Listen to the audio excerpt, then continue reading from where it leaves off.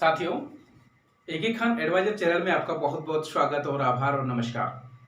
साथियों, जैसे कि इन दिनों में काफ़ी सारी समस्या बनी हुई थी और ये सबसे बड़ा अहम मुद्दा बना हुआ था बच्चों के लिए कि वो उर्दू के नाम पे इतने घबराते हैं कि उर्दू के टीचिंग मेथड कैसे मिलेंगे सर, ये कैसे हल होंगे, उर्दू पढ़ाने वाले टीचर नहीं मिलते हैं सर, कहीं ऑफलाइन क्लासेस नहीं मिलती हैं। तो साथियों, अब रीट की समस्या का हर समाधान मिलेगा आपको इस प्लेटफॉर्म पर।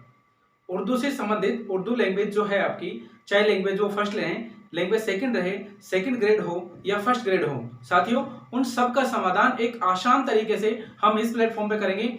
और मैं पूरा यकीन और विश्वास आपको दिलाऊंगा कि आपकी आने वाली एग्जाम जो रीट की है, सेकंड ग्रेड की है, फर्स्ट ग्रेड की है, उसे किसी भी तरह की कोई समस्या का सामना नहीं करना पड़ेगा और बहुत इजी वे तरीके से हम इस समस्या का समाधान निकाल लेंगे। साथियों, जैसा कि मैं देख रहा था काफी टाइम से कि अपने यहाँ पर जयपुर में राजस्थान की जैसे कि उर्दू के लिए कहीं ऑफलाइन की क्लासेस नहीं है उर्दू के लिए और बच्चे बहुत ज़्यादा परेशान रहते हैं। तो साथियों, उस समस्या का समाधान करने के लिए अपने जयपुर में गुजर की तड़ी, चंपानगर 258 चंपानगर गुजर की तड़ी पर अगर ऑफलाइन उर्दू की क्लासेस चलती हैं, वो मेरा खुद का इंस्टीट्यूट है ब्रदर्स क्लासेस के नाम से।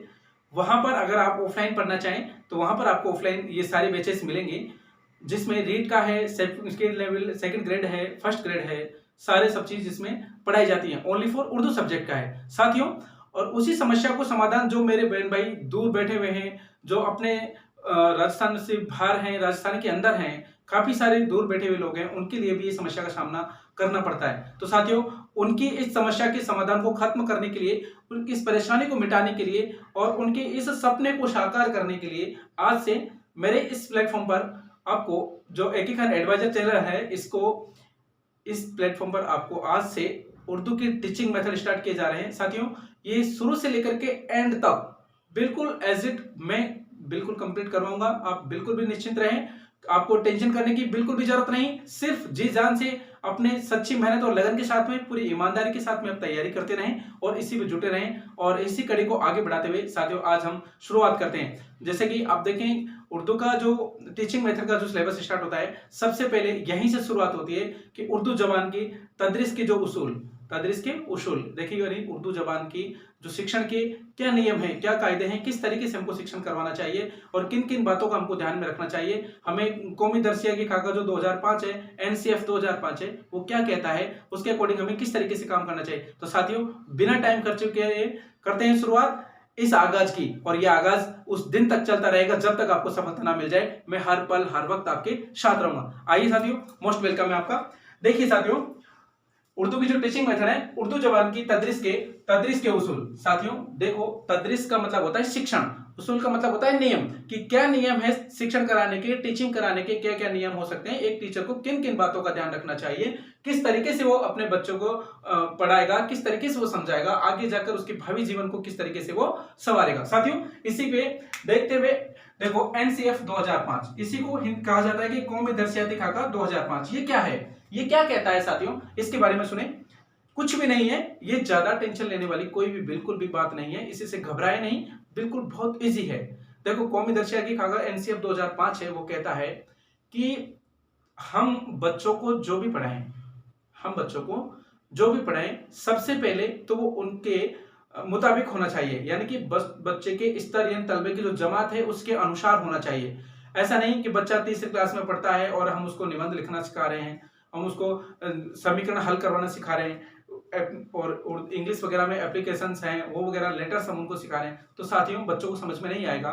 हमको उनके स्तर में ध्यान रख करके ही, उनके स्तर को ध्यान में रखकर, उसके मजमून को ध्यान में रख करके ही पढ़ाना चाहिए कि इनका निसाब क्या है, किस तरीके से इनका सिलेबस है, और जो उनका सिलेबस है उसको असल जिंदगी से जोड़कर, बच्चों की जो रोजमर्रा की जिंदगी होती है, रोजाना की जो दिनचर्या होती है और ऐसी बातें जो बच्चे जानते हैं, उनसे जोड़ करके, उसको असल जो जिंदगी से जोड़ करके पढ़ाना चाहिए। ये कौन कहता है, एनसीएफ 2005 कहता है। और ये कहता है कि मुदर्रिस जो होता है, जो उस्ताद होता है, उसकी मदद से शिक्षण को यानी तदरीस को इस तरीके से आसान बनाया जाए कि बच्चे जो भी उसको पढ़े उसको वो बात जहीन नसीन हो जाए, यानी कि उनको अच्छी तरीके से समझ में आ जाए कि हमें किस तरीके से पढ़ाया गया और बच्चों को जो भी बताया जाए वो अच्छे तरीके से समझ जाए। यही बात करता है कौन? एनसीएफ 2005। साथियों, एनसीएफ 2005 में जो माहिरीन लिसानियात है, उन्होंने माहिरीन तालीम है, उन्होंने कुछ उसूल बनाए हैं। उसमें जो किस तरीके से हमको शुरुआत करनी है और किस तरीके से हमको ध्यान में रखना है, तो उन उसूलों में सबसे पहला जो उसूल, वो जो नियम आता है, जो कानून आता है, जो नियम है, वो है आमादगी का नियम।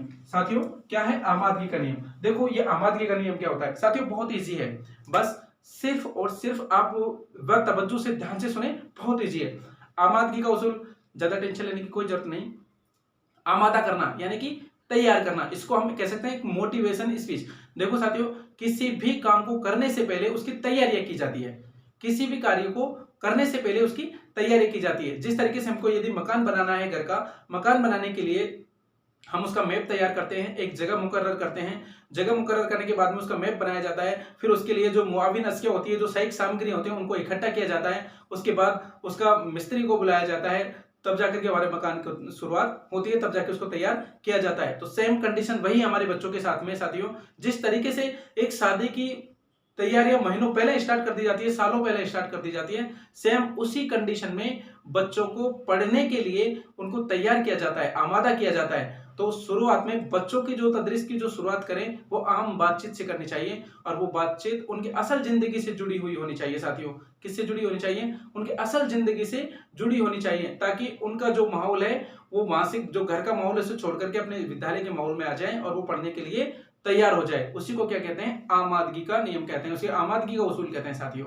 जो पढ़ने के लिए बच्चों को तैयार किया जाता है, यानी कि क्लास में आकर के उनसे बातचीत करेंगे, आप कैसे हो, कहाँ आपके क्या क्या आपने खाया है, आपके घर वाले पेरेंट्स क्या करते हैं, यानी कि उनसे रिलेटेड, उनकी निजी जिंदगी से रिलेटेड उनसे बातें करेंगे, और वो बातें करते करते धीरे धीरे हम उसको अपने टॉपिक पर लेके आएंगे। उसे कहते हैं सर आमादगी का उसूल। उसे क्या कहते हैं? हम आमादगी का उसूल कहते हैं। उसको तैयारी का उसूल भी हम कह सकते हैं। बच्चों को पढ़ने के लिए तैयार करेंगे। आपने वो एक कहावत तो सुनी होगी कि एक घोड़े को तालाब पर ले जाया तो जा सकता है, लेकिन उसे पानी पीने के लिए बाध्य नहीं कर सकते। सेम वही कंडीशन है कि बच्चे को पढ़ने के लिए सबसे पहले क्या किया जाता है? तैयार किया जाता है साथियों। ठीक है, तो ये चीज आप मेरे ख्याल से, मैं समझता हूं कि आपको ये अच्छे से समझ में आ गया होगा कि आमादगी का नियम क्या है, कि बच्चे को पढ़ने के लिए तैयार करना, यही कहलाता है आमादगी का नियम। ओके, आमादगी का उसूल बहुत ईजी है साथियों, कोई टेंशन लेने की जरूरत नहीं। बस आप थोड़ा सा अपना कॉमन सेंस बना के रखें और पेशेंस के साथ में, एक धैर्य के साथ में सुने, सारी चीजें बहुत अच्छे से क्लियर हो जाएगी। उसके बाद आता है मौजू का इंतखाब। देखो मौजू का इंतखाब क्या होता है साथियों? मौजू का इंतखाब होता है विषय वस्तु का चयन, कि हम विषय वस्तु का चयन कैसे करें। साथियों, जो भी टॉपिक हम बच्चे को पढ़ाने जा रहे हैं, विशेष तौर से ध्यान रहे कि जो भी टॉपिक हम बच्चे को पढ़ाने जा रहे हैं, जिस जमात को पढ़ा रहे हैं, उसी को ध्यान में रखकर बच्चे के स्तर के अनुसार, बच्चे के स्तर के अनुसार, कि वो किस स्तर पर, वो किस जमात में अपने आप को रख रहा है, उसके अनुसार ही उसको पढ़ाया जाए। उसके स्तर के ऊपर हट करके पढ़ाया जाएगा तो उसको कुछ भी समझ में नहीं आएगा। तो इसे कहते हैं मौजू का इंतखाब, यानी विषय वस्तु का चयन करना। विषय वस्तु का चयन करना, आपके टॉपिक का चुनाव करके आप उसको लेवें और उसी के उनके स्तर के अनुसार उनको पढ़ाया जाए, ये कहलाता है मौजू का इंतखाब। साथियों, जिंदगी से रब्त का उसूल। जिंदगी से रब्त का उसूल, इसका मतलब यह है कि साथियों, जो टॉपिक हम पढ़ाने जा रहे हैं, उसका बच्चे की जो असल जिंदगी है उससे जोड़ करके उसे पढ़ाया जाए, उसके जीवन से जोड़ करके उसको पढ़ाया जाए, उसकी रोजमर्रा की जिंदगी से जोड़ करके उसको पढ़ाया जाए। ऐसे एग्जांपल्स उसको दिए जाए जो रोजाना वो उसको जानता है या फिर उसको रोजमर्रा की जिंदगी में खुद काम में लेता है। जैसे साथियों, कोई पेड़ का एग्जांपल देना है तो पेड़ के उसे फायदे बताए जाए, कि जैसे आपने देखा होगा आम का पेड़ है, अमरूद का पेड़ है, जामुन का पेड़ है। हाँ, तो बच्चे हाँ करेंगे, ऑब्वियसली सबने देखा हुआ होता है कि उसमें फल आते हैं, उसे हम खाते हैं, हमारी सेहत तंदुरुस्त रहती है, उनको बेचने पर हमें इनकम भी होती है, पैसे भी मिलते हैं। तो ऐसे एग्जाम्पल उनको दिए जाए ताकि वो उनकी जिंदगी में जो उन्हें जानते हैं, जिन एग्जाम्पल्स को, जिन उदाहरणों को बच्चा समझ सके, उनकी रोजमर्रा की जिंदगी में वो काम में लेते हैं। इसी को कहते हैं जिंदगी से रब्त का उसूल, यानी कि किसी भी जो आप मौजू इंतखाब पढ़ा रहे हैं, जो आपका टॉपिक है, उसको आप कैसे पढ़ाएं, उसकी असल जिंदगी से जोड़ करके उसको पढ़ाया जाए, वो कहलाता है जिंदगी से रब्त का उसूल। ठीक है साथियों, नेक्स्ट हमारा इसमें जो उसूल आता है वो आता है खुद करके सीखने का उसूल। ये क्या है साथियों? कि बच्चे को, उस्ताद को ये चाहिए कि वो पूरी की पूरी निसाब, अपना जो सिलेबस है वो खुद ही पूरा ना पढ़वा दें, खुद ही अपने आप से पूरा नहीं कर दें, कुछ तो खुद करें और खुद ज्यादा से ज्यादा बच्चों को करने का मौका देना चाहिए। बच्चे खुद करके सीखें। बच्चे जब भी खुद करके सीखेंगे तो तीन बातें होंगी साथियों। पहली चीज तो उनको खुद करके सीखेंगे तो उसमें दिलचस्पी पैदा होगी, उस काम को वो ज्यादा करेंगे। दिलचस्पी पैदा हो जाएगी तो साथियों उसमें खुद एतमाद आ जाएगा। खुद एतमाद का मतलब होता है खुद पर भरोसा होना। उसको खुद पर भरोसा होगा, वो खुद पर भरोसा करने लगेगा कि अरे हाँ मैं ये कर सकता हूँ। इसे कहते हैं खुद करके सीखना। घर पर आपको कभी आपने देखा होगा, जब हम क्लास में पढ़ते थे तो बच्चे को होमवर्क दिया जाता है। आपको भी होमवर्क दिया होगा, आपने भी होमवर्क किया होगा, मैंने भी होमवर्क किया है। उसका मतलब आज समझ में आया है कि होमवर्क क्या है साथियों।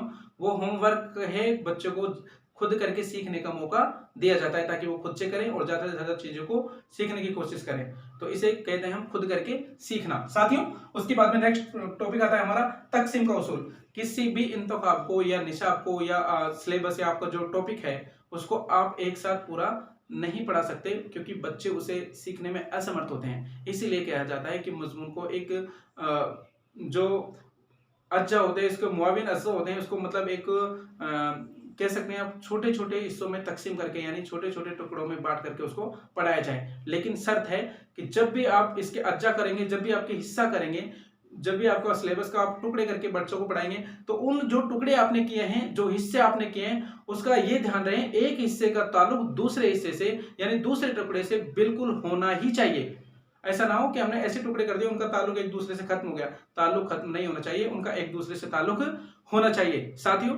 उसे कहते हैं तकसीम का उसूल। उसके बाद लास्ट हमारा आता है इयादे का उसूल। देखो इयादे का मतलब होता है दोहरान। क्या होता है साथियों? दोहरान होता है।